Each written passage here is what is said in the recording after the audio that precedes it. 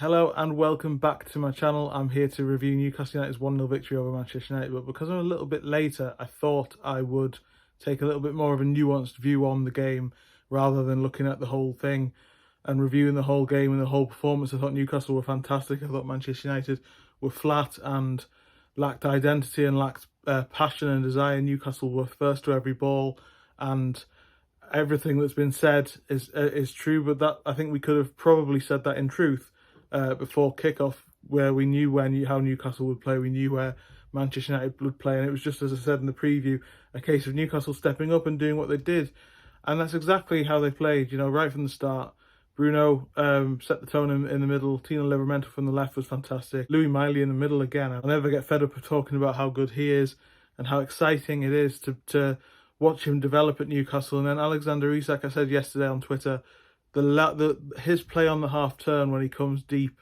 into the midfield really helps Newcastle in an attacking sense.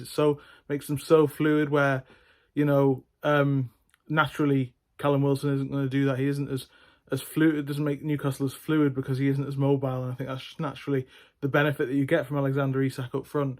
But the issue I want to discuss in isolation is Anthony Gordon against Marcus Rashford for the England squad, and caveat this by saying there's no England squad till March, and you know, a lot can happen before then, and then certainly a lot can happen before the final squad pick for the Euros in May, ahead of the tournament in June. So there is that caveat, but at the moment, taking what Gareth Southgate said in the past about players and how he operates in terms of trusting the players that he's given caps to, we've seen that. Most frustratingly, I think I sort of really, you know, I've been a huge advocate of Southgate over the years, but I think I lost a lot of respect for him when he complained about not having many options in midfield in October and picked Jordan Henderson, who's obviously playing at a very low level for Al Ittifaq in the Saudi League, not really of the level that you would need from an England player, and instead of picking Sean Longstaff, who just at that point put an absolute blinding performance in against PSG at home in the Champions League. I mean, there was no real debate about who should be picked, and Longstaff can do the same job that Henderson can do, and I think we'll, you know, in 5-6 years we'll see Louis Miley come in and do a very similar job for England as well. I think he's that good. I'm that excited about him. But the point being that Gareth Southgate has willfully ignored good form in Newcastle players, and particularly, you know, I thought it was harsh that Gordon didn't get in the squad last time.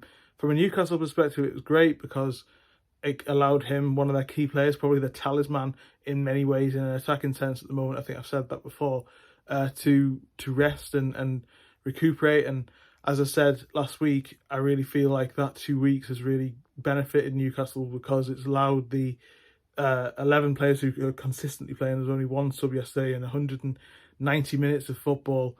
The same team played for the third game in a row in a week, and it looks like the same team will go to Everton as well. The fact that they got 2 weeks, pretty much all of them except Joelinton and Bruno, it allowed everything to reset, and obviously Trippier as well. It allowed everything to reset, and Newcastle look back to their best in terms of the first 11. It's just that lack of squad depth and that lack of options that's the problem. But I think going forward, I think Anthony Gordon yesterday made such a statement with his work rate and his effort, which has been consistent, but the fact that he keeps scoring big goals, and Newcastle needed a break yesterday. They were struggling in front of goal, they were missing chances, their key pass wasn't there, and as I said about PSG the other day, you can't really say that someone deserves something out of a game if you can't finish your chances when you're creating them.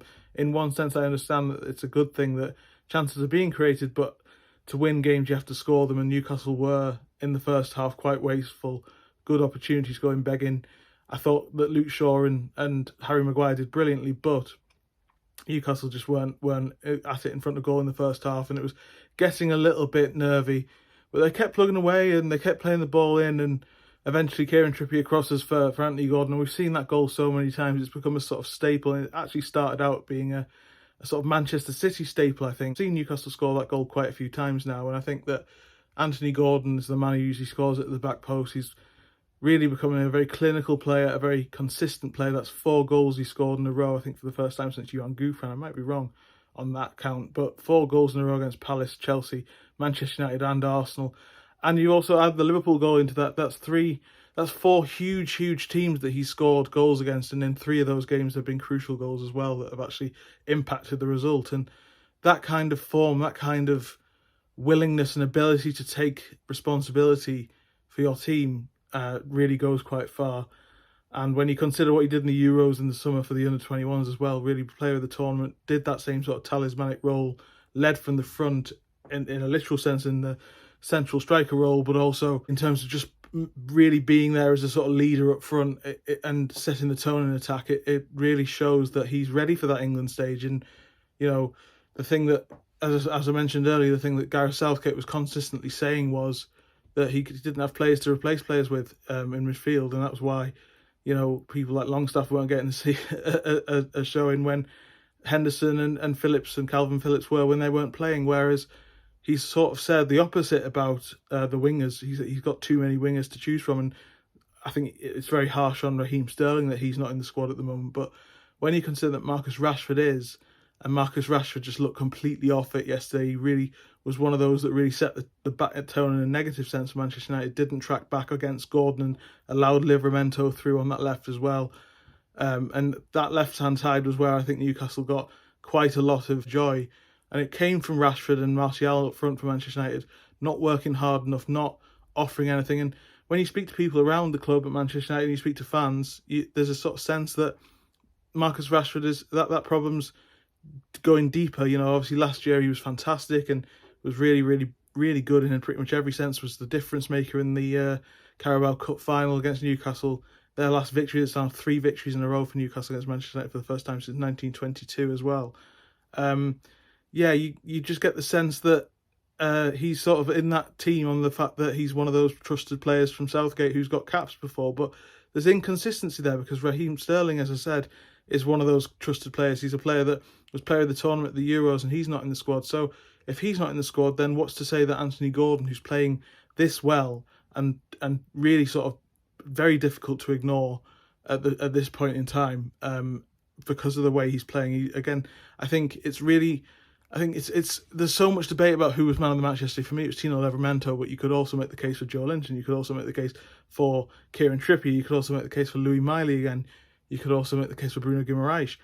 I think that the fact that TNT Sports gave it to Gordon says quite a lot because he was the man who stepped up at the key point, and I think that's the reason why he's showing the maturity to get recognition for England, because he's stepping up and making those differences. And also the runs he makes, the work he does whenever he gets the ball in Newcastle, he demands the ball, he moves closer to the ball. Everything about his play is now very, very mature, while also working back for the team and being a crucial cog in that Eddie Howe machine. He said after the Chelsea game when he scored his first goal for the club that he was in a position to now sort of kick on, and then went on to the Euros and hasn't really looked back since. That development shows that the next stage for him is England, and when there's a gap in the team because of Marcus Rashford's poor performances, it's difficult to ignore. And yeah, I think that Newcastle, again, one sub in 190 minutes of football, I think it is 3 games with the same team. Everton on Thursday, which is a huge game again, then Spurs on Sunday. The fact that Newcastle generally, but particularly someone like Anthony Gordon, can keep going like that shows that their fitness levels are well above everybody else. And I think if you look at every second ball yesterday, Newcastle won in the 18, just before the 18-yard line. That was what set the goal up, and that's what set a number of chances in the second half up as well. And Anthony Gordon was at the centre of that. So yeah, I think now is the point where, you know, we've been there with Longstaff and Henderson, but with Marcus Rashford having such struggles and sort of really not making many friends at Manchester United in terms of Manchester United fans, but also sort of really not making an impact for England. I don't think he really deserves to be in the squad at the moment, whereas Anthony Gordon does. At this point in time, as I say, long time to go till March till the next squad's names, long time to go to the Euros as well. But, you know, in terms of wild cards, you can't get any bigger than Anthony Gordon, and the fact that he is putting the pressure on, you know, also has that decision to make. And the same thing for Tino Livramento as well, where there's left back and there was no recognised left back in one of the recent squads, and although he is a right back by trade, he's absolutely shining at left back for Newcastle, so he's got to be in the picture as well. And Gareth Southgate's got to be quick because they have possibilities to represent other countries. Scotland, I think both of them could possibly represent Scotland. So if Southgate's not quick, then he could lose out. And really, I think particularly Anthony Gordon deserves a spot in the England squad.